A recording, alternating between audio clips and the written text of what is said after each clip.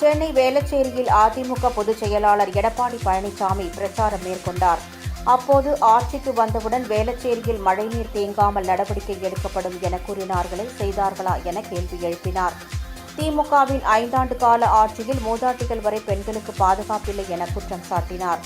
திமுக ஆட்சியில் அத்தியாவசிய பொருட்களின் விலை கடுமையாக உயர்ந்துள்ளதாக தெரிவித்தார்.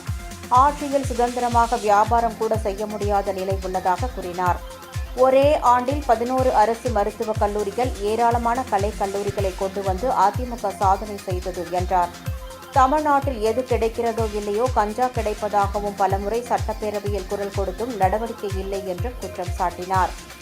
கஞ்சா விற்பனை செய்ததாக 2348 வழக்குகள் பதிவான நிலையில் 148 பேர் மட்டுமே கைது செய்யப்பட்டுள்ளதாக குறிப்பிட்டார். திமுக நிர்வாகிகள் துணை நிற்பதால் கஞ்சா விற்பனை தமிழ்நாட்டில் கட்டுப்படுத்த முடியவில்லை என்றும், அதிமுக ஆட்சி அமைந்தவுடன் 3 மாதத்தில் போதைப்பொருள் விற்பனை ஒழிக்கப்படும் என்றும் தெரிவித்தார்.